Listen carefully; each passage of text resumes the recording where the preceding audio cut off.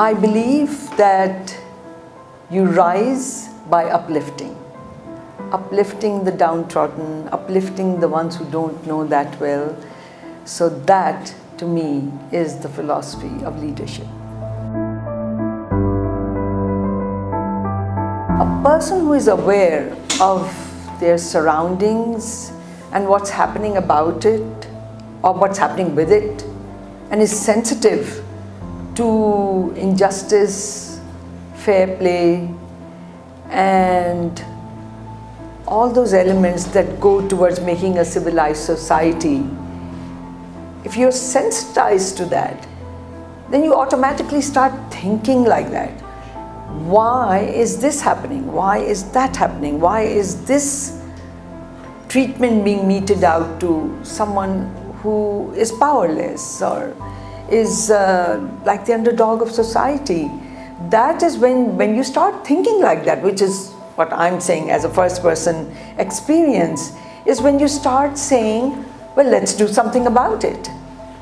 That's how I get on to doing various things. It can be anything from girls' rights to education, girls' rights to choice, child safety, corruption, all kinds of, all those elements, all those social issues on which I have based my books, 27 of them up to now,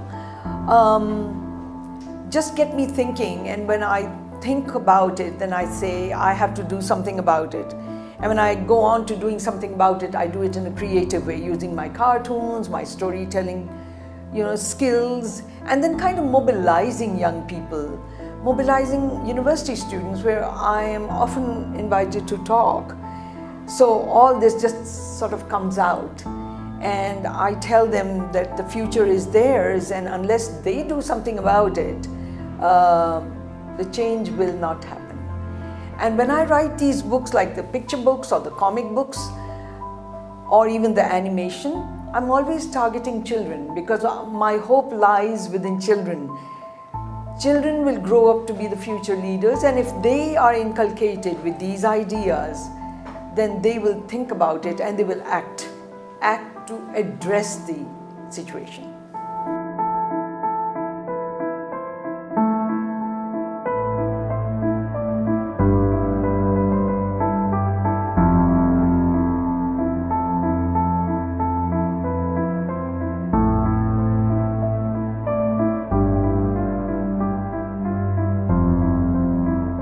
The challenges of starting a career in the field of cartooning was not an easy one. As a cartoonist, you have to be a person with sense of humor and have a light and be in a light mood.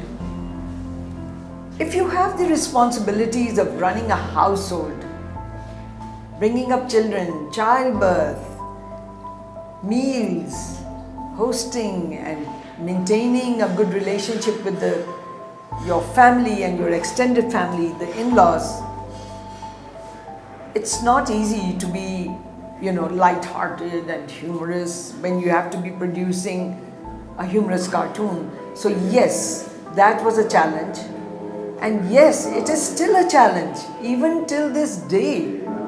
What's going to happen with the grandchildren? What's happening with the children? What about this and what about that? It's a huge responsibility. Whereas my counterparts could get up in the morning, wash and change and go off to work. No such thing for a woman. You have to first check what's happening with the kitchen and the meals and the schooling and the children and their homeworks and their uniforms and the food, and then again the evening meal, and then again maintaining the house, keeping a clean house, because if you don't, then there's always that societal pressure. Oh, have you seen our house? It's a mess. Oh, have you seen the garden? That's another mess. And have you seen how the kids are dressing up and going? So really, my counterparts had it really easy, I would say, because they had wives. I had a husband, okay? But my husband had his job, his career. So I had to first take care of all the household responsibilities, along with the children and their problems, and then get back to my work.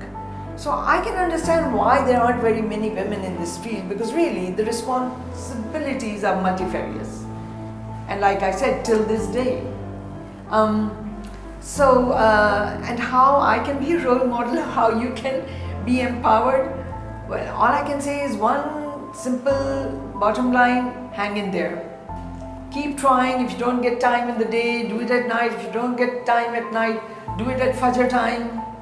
Do it, which is what I'm doing really. I'm getting up at Fajr and doing my brain work and my mental work and my creative work when nobody can disturb me. Everybody's fast asleep and there's no phone ringing, no bells ringing. So that's how I work. I work early morning with a fresh mind. But that takes a lot of doing, doesn't it? So anyway, that's how I do it. The rest is for the women to decide how they can fit it in their schedule.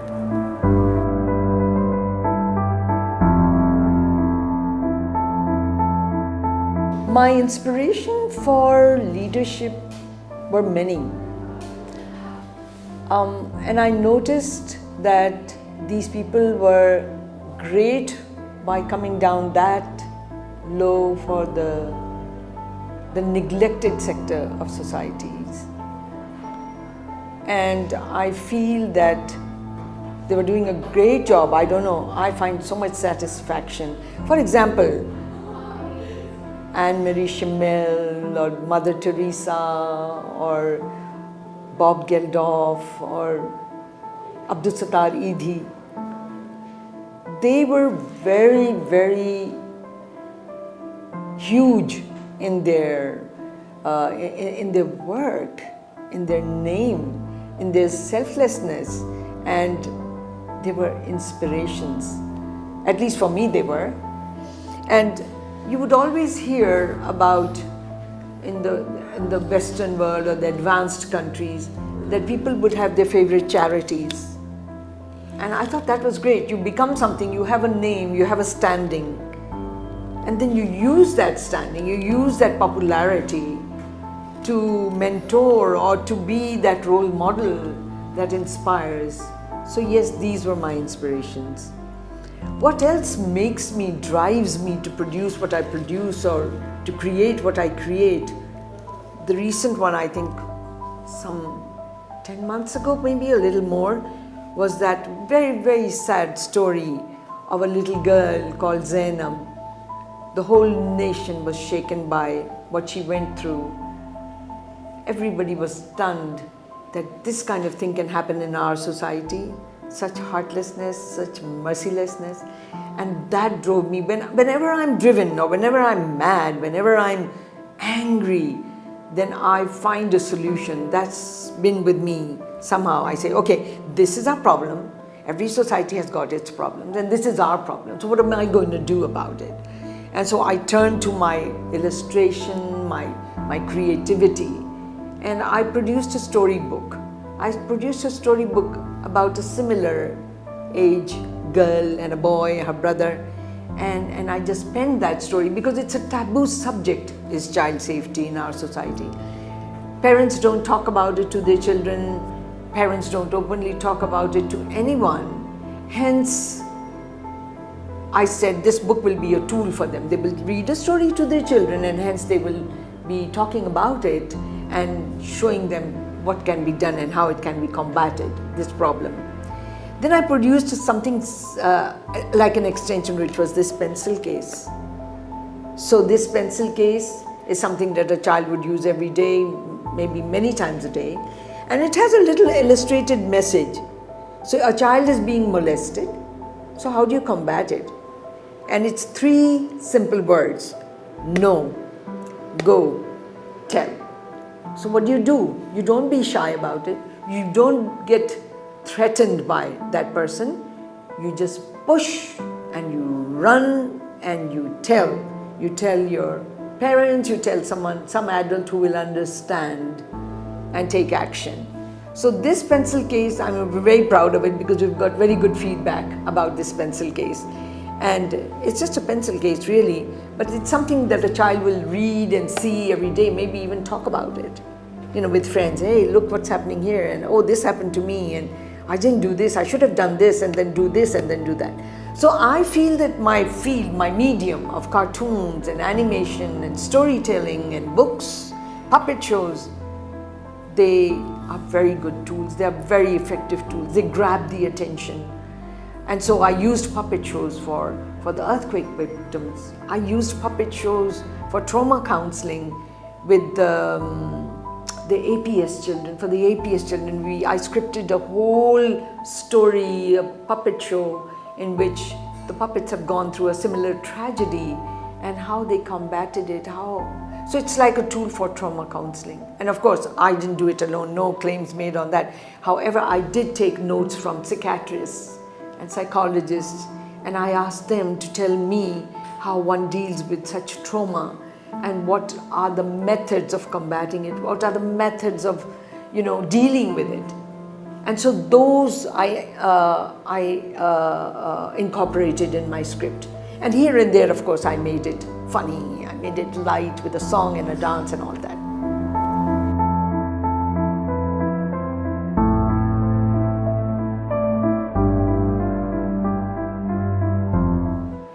Skills for young people that need to develop. I would say I find a lot of the environment pretty negative. There's that feeling of hopelessness sometimes among the youth, So I would say you combat that. You stick to your values. You be sensitive to not being cowed down by all that negativity. There's always a silver lining to the cloud. I believe in that. I'm a person, maybe because of my profession as a cartoonist, I'm a compulsive optimist. So I always see the lighter side of every situation.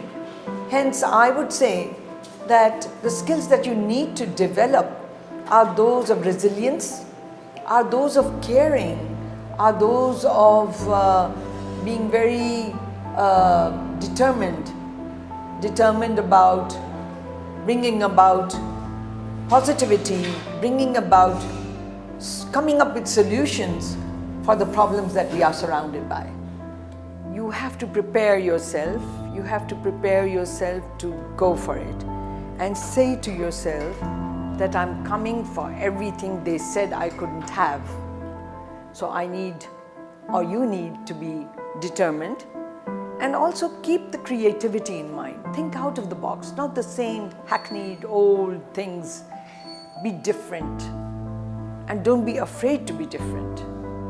But the bottom line of it all is, stop talking, start doing.